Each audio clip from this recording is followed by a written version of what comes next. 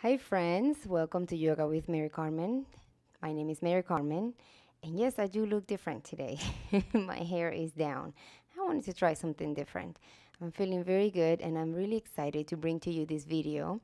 It is about chair pose or Utkatasana, a wonderful pose. It helps us stabilize the muscles on our legs, our hips, our ankles, our arms, our backs. There's so much to it, so much. But also, there is tons of details about this pose I want to explain to you because this is one of those poses that we visit quickly throughout transition, and we don't really have time in class to tell you all about it. That's why this video is here, to make sure that you do it the right way. So let's begin.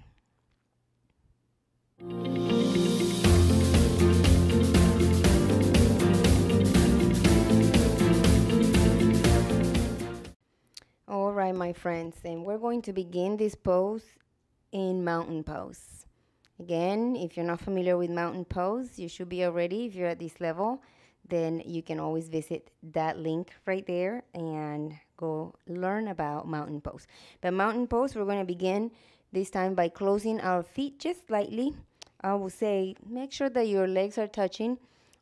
Your feet, they don't necessarily have to be touching, but they shouldn't be about the same width as your hips. They shouldn't. They should be closer to each other.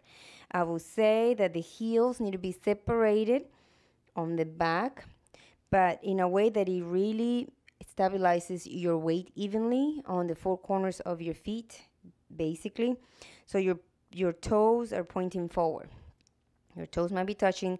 The heels are slightly open on the back. They're not touching, otherwise you're gonna lose balance if you have them touch. That's actually not ideal for your legs.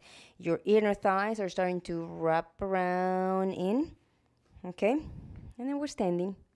We're just standing. We're beginning from mountain pose, and then this is where the magic happens. We're gonna do two things at the same time. We're bending our knees slightly, and we're lifting our arms above our head, something like this, right? So here is where the magic begins. So few things to point out while I'm here. The knees shouldn't pass so far in front of the toes. They shouldn't. They should be slightly behind the toes.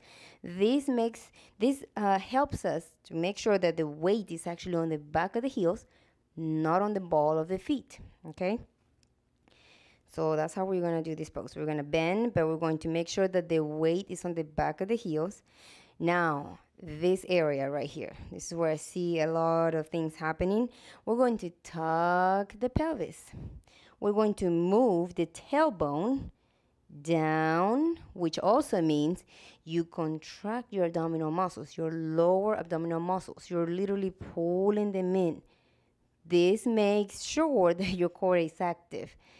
See where I'm going? There's a lot of stuff happening. So we tuck the pelvis by making sure the tailbone is down.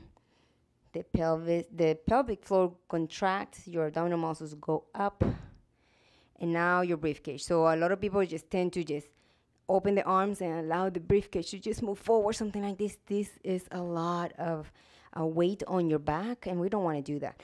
We want to make sure that once you're contracted here, that your arms go up, but your briefcage is caving in.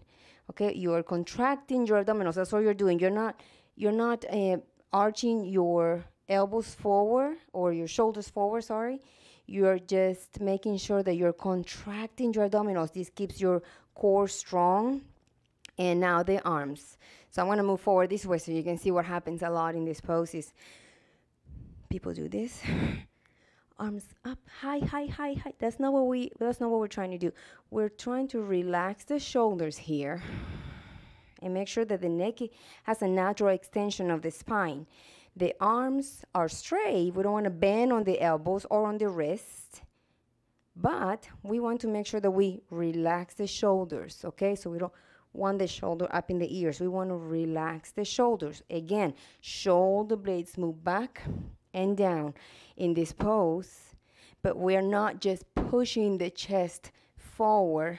with that, okay? We're still engaging that core so that everything is where it needs to be.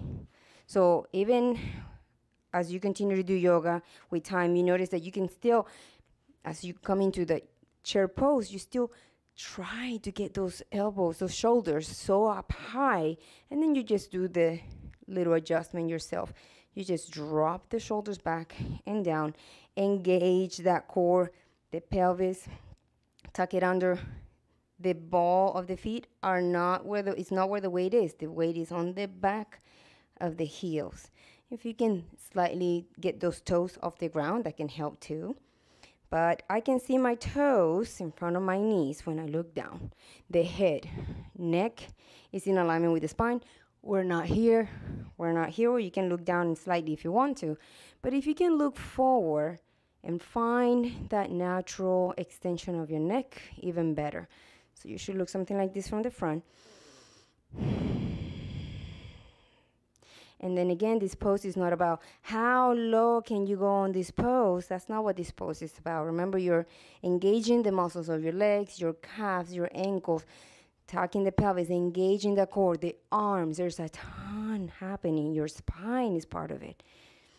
And you're breathing. So I have to look over my arms so I can see you. And you're breathing. This is the type of poses that I like for you to practice in front of a mirror. I love practicing in front of a mirror because then you start telling your brain the right way to get into this pose. And then you learn with time how to get there.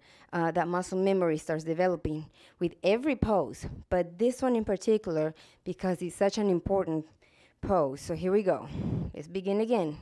If you are tired like me, go back onto that mountain pose. The heels are separated slightly on the back.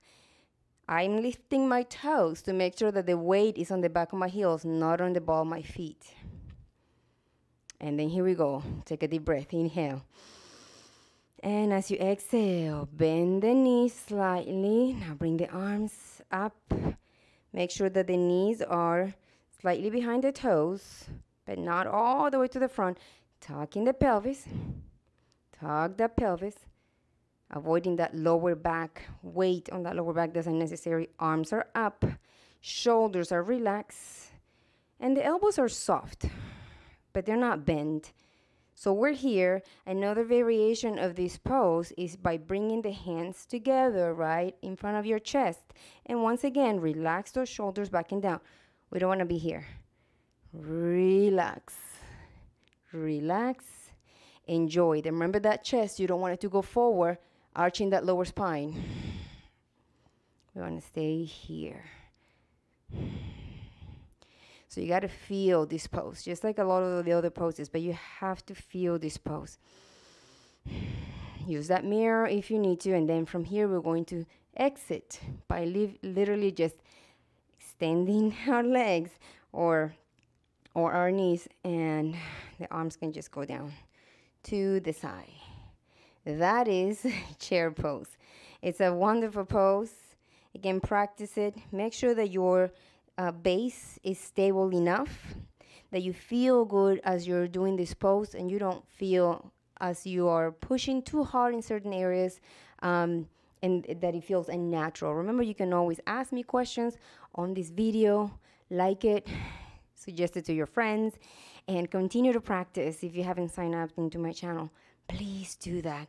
Subscribe. I keep posting videos every week, and right now we are building this library for beginner series part 2, and then we'll continue with the intermediate levels, and then advanced, and so on and so on and so on. Thank you again, and I hope to see you on the next one. Namaste.